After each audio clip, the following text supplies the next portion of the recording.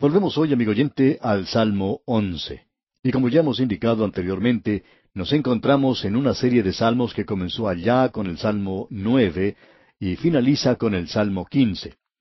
El remanente judío durante el tiempo de la gran tribulación es presentado ante nosotros. Pensamos que es la interpretación fundamental de esta sección. Tiene un significado y un mensaje para el pueblo de Dios de todas las épocas, y eso es para usted tanto como para mí en la aplicación de estos salmos. Estos salmos pueden hablar a nuestros corazones y esperamos que así sea en el día de hoy. Debemos decir que los salmos 9 y 10 son dos salmos que se pertenecen entre sí. Hemos visto que en ambos se presenta el hombre de Satanás, aquel que hará su aparición durante el período de la gran tribulación, llamado el Anticristo. Tenemos aquí un cuadro tremendo de este personaje. Una de las cosas que lo va a caracterizar es, por supuesto, como vimos en nuestro programa anterior, en el versículo 4 del Salmo 10, es que el malo, por la altivez de su rostro, no busca a Dios. No hay Dios en ninguno de sus pensamientos. El orgullo es lo que lo identifica. En la traducción que leímos dice, no hay Dios en ninguno de sus pensamientos. Creemos que para hacerlo un poco más enfático, se le podría traducir de la siguiente manera. En todos sus pensamientos no hay Dios. Comienzan a aparecer aquí en la escena, por primera vez en la historia del mundo, aquellos que son ateos. Usted se da cuenta que no había ninguno de ellos al comienzo de este mundo. Después de todo, nadie conoció a alguna persona que haya conocido a Adán, y cuando usted está tan cerca del Creador, uno no es apto para negar la existencia de Dios. Cuando fueron dados los 10 mandamientos, no había ningún mandamiento en contra del ateísmo, pero sí los había contra el politeísmo, es decir, la adoración de muchos dioses. Ese era el problema del hombre al comienzo. No tendrás dioses ajenos delante de mí. Ese es el primer mandamiento. Y el segundo dice, no te harás imagen ni ninguna semejanza de lo que esté arriba en el cielo, ni abajo en la tierra, y lo que sigue. Son dos mandamientos que hablan en contra del politeísmo, pero nada sobre el ateísmo. ¿Por qué? Porque en esa época en particular no había ateos. Ahora comienzan a aparecer al apartarse el hombre de la revelación desde el comienzo y volverse hacia el ateísmo. Y David mencionará esto varias veces. Esperaremos hasta llegar a otro punto donde es mencionado y dirigiremos nuestra atención hacia ese asunto. Ahora hay algo más que será parte del anticristo. Será un ateo lleno de orgullo y de jactancia. Y hay otras cosas que lo caracterizarán también, como podemos leer en el Salmo 10, versículo 13. ¿Por qué desprecia el malo a Dios? En su corazón ha dicho, tú no lo inquirirás. Ahora él no solo no cree en Dios, sino que lo desprecia. Es algo interesante el despreciar a alguien que no existe, pero aparentemente él tiene que existir para crear esa clase de odio y rencor. Aquí dice, tú no lo inquirirás. Lo que está diciendo es, no hay juicio. Y por supuesto, esa es la posición que toma el hombre en la actualidad. Hay una multitud de gente que está apareciendo en nuestra cultura contemporánea que está diciendo, no hay Dios. O si lo hay, Él está demasiado lejos de ellos como para que se preocupen por Él. Y no habrá ningún juicio. Y esa es la posición que muchos de nosotros estamos tomando en el presente, lamentablemente. Y cuando uno toma esa posición, puede suceder cualquier cosa. Por supuesto, esa filosofía está de moda en la actualidad, que no habrá ninguna clase de castigo, ninguna clase de prisión, ni nada por el estilo para los criminales. Y la gente dice hoy que los métodos que se está utilizando no dan resultado y que no reforman a los criminales. ¿Y quién ha dicho que el propósito de una prisión y del castigo era el de reformar? Nunca fue así. El propósito, amigo oyente, es el de limitar el crimen. Esa es la razón por la cual Dios ha dado eso, y el juicio se acerca. Es algo inevitable sobre la tierra. Y mientras más nos acercamos a Él, menos cree el hombre. Estos salmos son algo destacado, amigo oyente, porque ellos ejemplifican grandes verdades que usted y yo recibimos histórica o proféticamente en otras porciones de la Escritura. Bien, esto nos lleva ahora a entrar al Salmo 11, que es un salmo sobresaliente. Como hemos indicado, cuando pusimos apenas nuestro pie en el umbral del Salmo 11 en nuestro programa anterior, se presentó allí la pregunta de ¿cuándo escribió David este salmo? Se llama un salmo de David, es un salmo bastante corto y obviamente fue escrito en una época cuando David estaba sufriendo todo el peso de la persecución. Y decir exactamente cuándo ocurrió eso es algo difícil de señalar. Pero el escritor Peroni dijo algo sobre esto que, aun cuando es una cita un poco extensa, quisiéramos mencionarla aquí, aun considerando el hecho de que no hay muchos que lo llamarían a él un intérprete justo. Él formaría parte del campo de los liberales, pero quisiéramos que usted escuche lo que él tiene que decir. Dice él, el cantor está en peligro de su vida, y consejeros tímidos, medrosos, pretendían que él buscara refugio huyendo. Pero él, lleno de una fe inconmovible en Dios, rechaza su consejo, creyendo que Jehová, el Rey justo, aun cuando prueba a sus siervos, no los olvida. Los justos no necesitan temer, pero sí los malvados. El salmo es tan corto y tan general en su carácter que no es fácil decir a cuáles circunstancias en la vida de David se está refiriendo. Parecería, sin embargo, que lo más justo sería elegir entre su persecución de parte de Saúl y la rebelión de su hijo Absalón. Delitzsch decide por lo último, y opina que el consejo de escapar al monte sale de la boca de amigos que están ansiosos de persuadir al rey a que se traslade, como lo había hecho antes cuando era perseguido por Saúl, a las rocas que usaban los animales silvestres.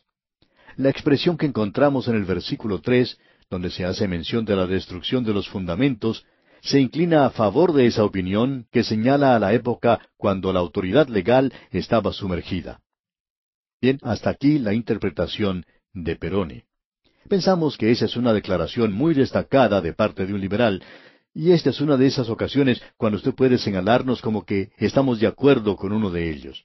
Pero pensamos que este salmo tiene referencia a la época cuando David huía de su hijo Absalón. Aquí, una vez más, tenemos una expresión que sale de lo profundo del corazón de este gran rey David. Escuche lo que dice aquí en el versículo 1 de este Salmo 11. En Jehová he confiado.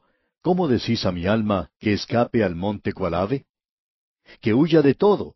Yo pienso que hoy, en nuestra sociedad tan mecanizada, en nuestra cultura tan monótona, nos podemos sentar en un automóvil por varias horas en alguna carretera y eso se convierte en un andar monótono. El volar en un avión es hoy una experiencia maravillosa, pero después de haber viajado por mucho tiempo a varios lugares en un país o alrededor del mundo, bueno, eso también se convierte en algo monótono. El sentarse simplemente en ese aparato y volar, cuando se eleva en el aire ya no hay mucho que ver ni qué hacer. Así es que opinamos que es maravilloso el que una persona pueda escapar a algún lugar de descanso, alejado del ruido, del tráfico, de la vida ocupada y los disturbios de las grandes ciudades en la actualidad, e irse a donde pueda descansar y esparcirse un poco. No creemos que eso haga ningún daño.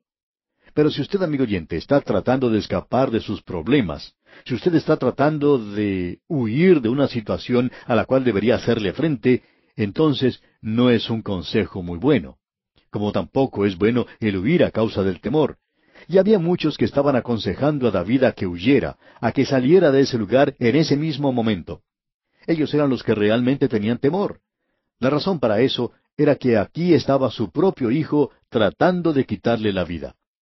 Luego leemos en el versículo 2, porque he aquí los malos tienden el arco, disponen sus saetas sobre la cuerda, para saetear en oculto a los rectos de corazón.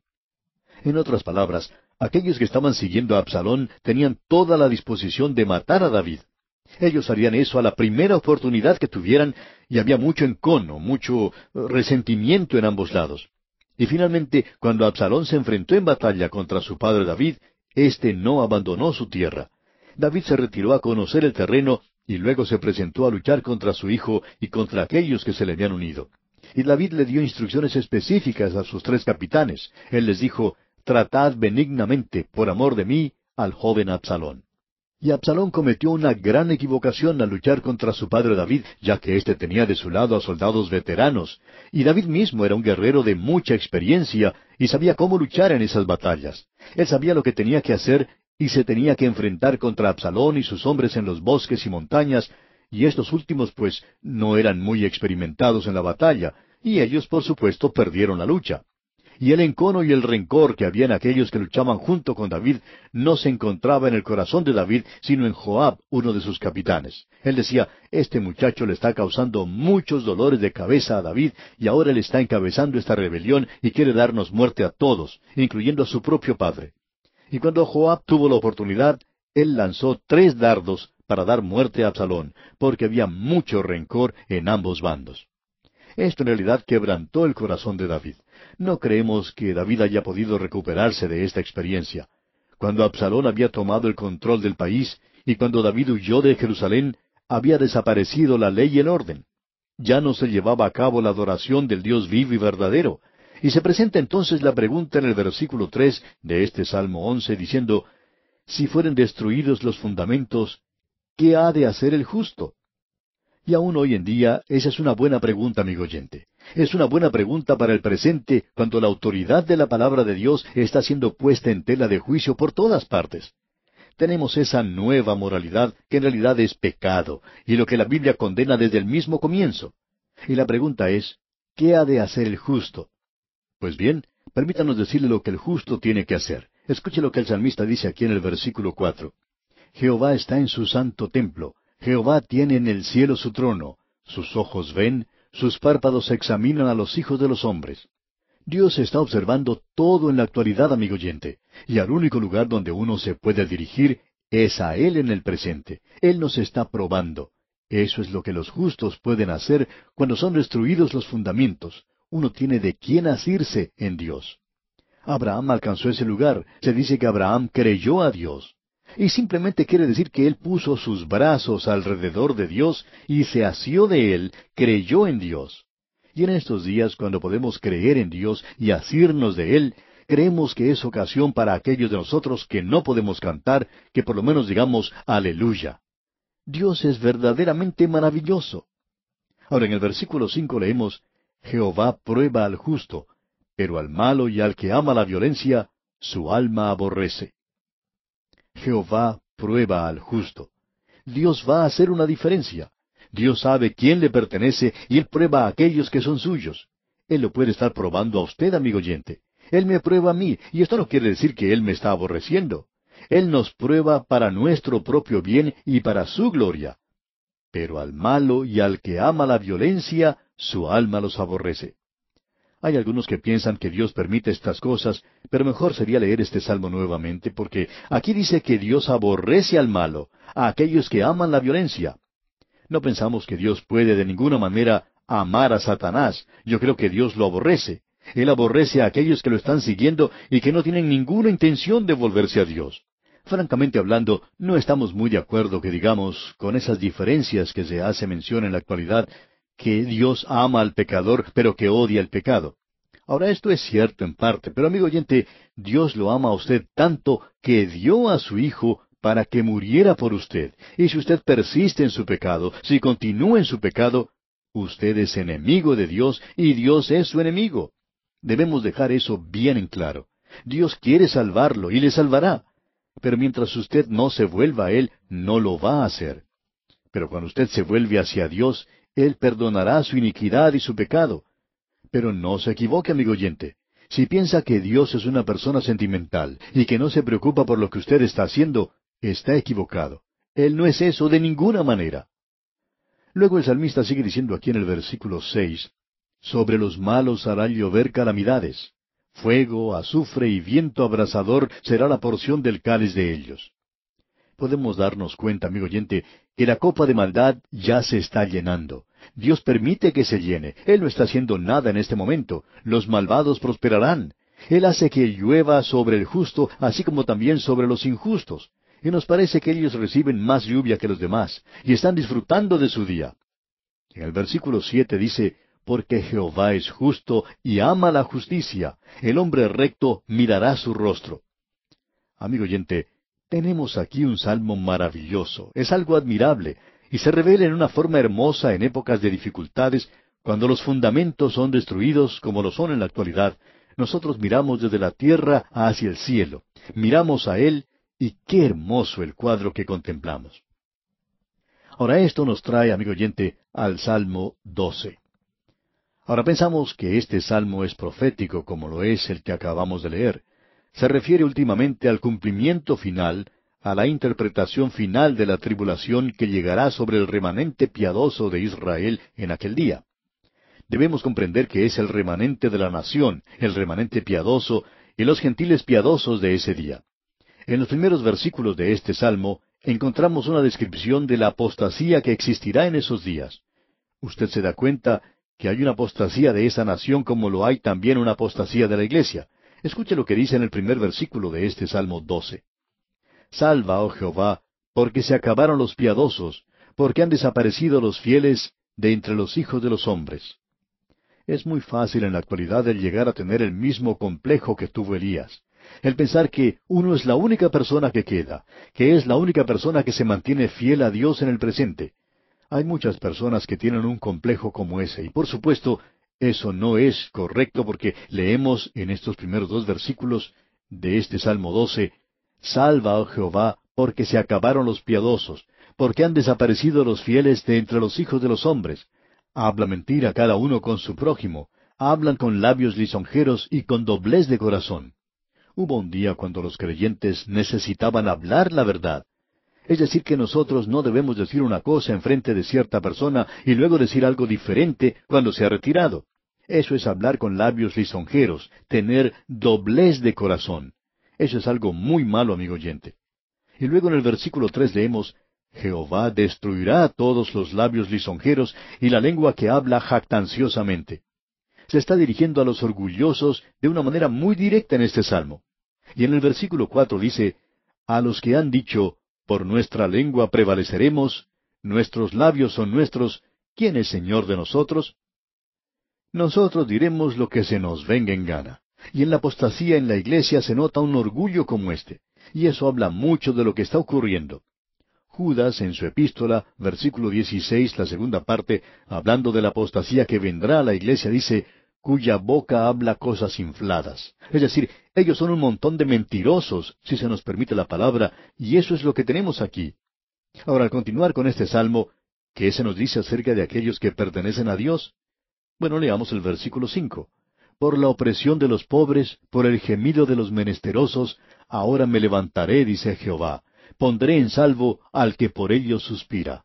De esto hablaremos más adelante. El Señor toma a aquel que necesita su ayuda y Él lo esconde en las hendiduras de la roca. Lo coloca en un lugar donde hay seguridad. Ahora se nos dice en el versículo 6, al seguir la lectura de las palabras del Señor, las palabras de Jehová son palabras limpias, como plata refinada en horno de tierra, purificada 7 veces. Los malvados usan de la jactancia, usan la lisonja, ¿y quién les puede creer? Pues bien, las palabras de Jehová son palabras limpias. Es por esa razón por la cual necesitamos pasar tiempo estudiando este libro, amigo oyente. Este es uno de los lugares a los cuales se puede dirigir en la actualidad. Esta es la fortaleza en la cual Dios nos quiere colocar. Y luego en los dos últimos versículos de este Salmo 12 leemos, Tú, Jehová, los guardarás. De esta generación los preservarás para siempre. Cercando andan los malos, cuando la vileza es exaltada entre los hijos de los hombres. Nosotros estamos viviendo en días como esos, amigo oyente. Eso será una realidad en la gran tribulación aquí, y lo que se dijo a aquellos en Jerusalén, como menciona Isaías en el capítulo 66 de su libro, versículo 5, Oíd palabra de Jehová, vosotros los que tembláis a su palabra, vuestros hermanos que os aborrecen y os echan fuera por causa de mi nombre, dijeron, Jehová sea glorificado. Ellos dijeron eso, pero en un tono de burla. Pero Él se mostrará para alegría vuestra, y ellos serán confundidos. Debemos decir aquí que este es un cuadro maravilloso, verdaderamente admirable el que se nos presenta. Se describe aquí la adoración en el templo en Jerusalén durante lo que pensamos es el fin de las edades. Y usted recuerda que el Señor dijo en su día, cuando ellos se acercaron a arrestarle, cuando el enemigo llegó junto a él, dijo, Mas esta es vuestra hora y la potestad de las tinieblas. Pensamos que estamos pasando por eso, pero Dios no permite que eso le ocurra a los suyos, a no ser que eso pueda brindar algún resultado digno en sus corazones y en sus vidas. Y llegamos ahora al Salmo 13. No tenemos tiempo de entrar en este salmo en el día de hoy, pero lo haremos en nuestro próximo programa. Este es otro salmo bastante corto y también profundiza en cuanto al sufrimiento del remanente piadoso de este pueblo de la tierra. Pensamos que David expresó este breve salmo cuando él estaba huyendo del rey Saúl. Usted recordará que él en su oportunidad le dijo al rey Saúl, allá en el primer libro de Samuel, capítulo 26, versículo 20, «Porque ha salido el rey de Israel a buscar una pulga, así como quien persigue una perdiz por los montes». Parece que fuera la temporada de caza conmigo. Estoy siendo perseguido como una perdiz. Y esto era algo muy desagradable para él, como nos podemos imaginar. Pero David descubrió que en un tiempo como ese, él podía volverse hacia el Señor, aunque esto se convirtió en algo bastante monótono, el andar siempre huyendo del enemigo. Él sabía que en todo esto, Dios lo estaba preparando a él y lo estaba probando. Vamos a entrar de lleno en esto en nuestro próximo programa.